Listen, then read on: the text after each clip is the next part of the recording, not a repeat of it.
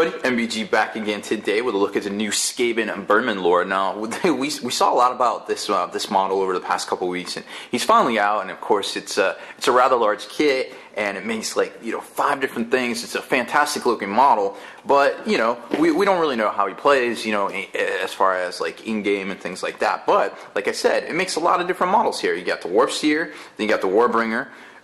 Which is this one here, and then you got the Vermin King, super crazy looking dude. The Corruptor, which is like the ninja. Oh no, he's not the ninja assassin. The Deceiver is the ninja assassin. So pretty cool looking stuff. Nice looking box. You of course you got the reverse. You got the white box as opposed to the black box for the new 40K releases, and it's pretty dynamic. I mean, of course, the models sell themselves, but the packaging definitely helps. When you slide this thing open here, you get the normal tray kind of layout here with the it just comes with 2 sprues, which is kind of crazy. MSRP is $90, so it makes all of that crazy stuff with just 2 sprues here, which is pretty cool to see. We've seen a lot of different technological advances with the computer aided design, and this is definitely one of them, because you can kind of take a look here. Now from the outset, they're all basically the same pose, sure, right?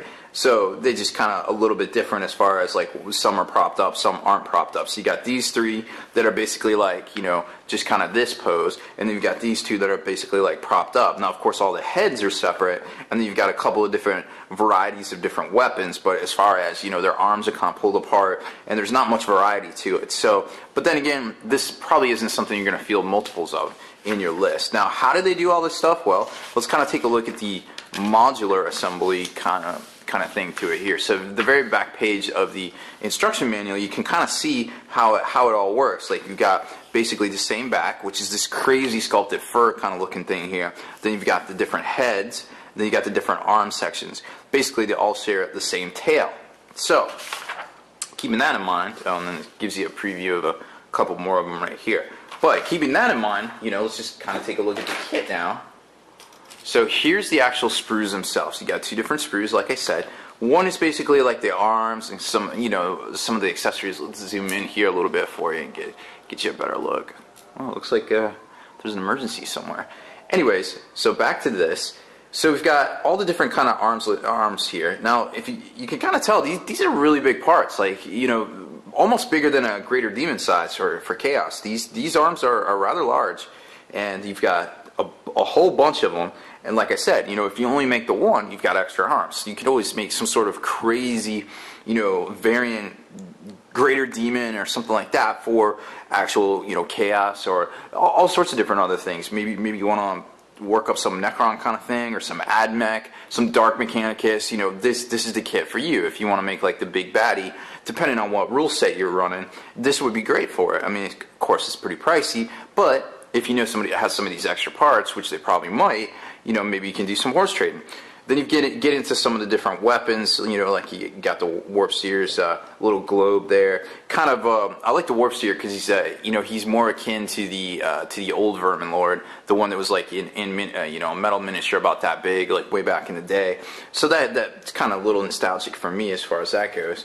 On the second sprue here, you've got a lot of the actual assemblies themselves you got the 2 torsos. Now when you see it here, you're kind of like, it doesn't really look that tall. That's like, I don't know, maybe 3 inches, give or take. But then it props up on this little piece of rubble over here, and it kind of gives it a little bit bigger of a profile. Now this weapon is kind of crazy big. I mean, look at this.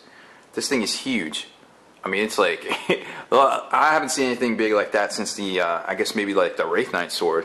So, kind of interesting to see that. Of course, you could cut it at these notches and maybe do some other crazy stuff with it. Some different patches of fur and hair, and then of course you've got the tail assemblies, the end of the tail, and a whole bunch of the other pieces of hair that kind of go onto those different heads. So 5 different heads, basically 5 different varieties of arms. Weapons, well, I guess it's like 3 different ones for 5 different guys, a bunch of different heads, and then basically the same tail and torso legs assembly. So, not nothing too crazy, but it's kind of nice to see that you're not spending $90 for just one figure or maybe 2 figures. Now you have a whole bunch of different options. It comes with the smaller, well, I guess larger monster cavalry base, I guess you could say. This is what the I guess it's this. We saw this on the. I guess the Ogre Kingdom's Cavalry was the first one they came out with, so kind of cool to see. I mean, it isn't as big as you think it would be for that model, but nonetheless, it definitely fits. Definitely fits it pretty good according to these pictures. It definitely fills it out. So yeah, I don't think you have to worry about any of that. So, like I said, cool model, cool concept. I think it's very well executed. It's just a little disappointing to see it kind of locked into the same types of. Same types of poses, I guess. But for the most part, that's kind of how it's always been, except for it's just like, hey, you can only make 2 models, but here you go. So I guess we're kind of moving up. Eventually, maybe we'll get 5 different poses, but who knows? I guess for now, we're stuck in this transition period, maybe. So they always seem to improve on their models. So you can't down the Citadel design team there, right? So that's about it for this one, guys. Make sure you stay in the trenches, subscribe to this YouTube channel, check out the blog, spikybitsblog.com, and listen to our podcast, forgenarrative.com.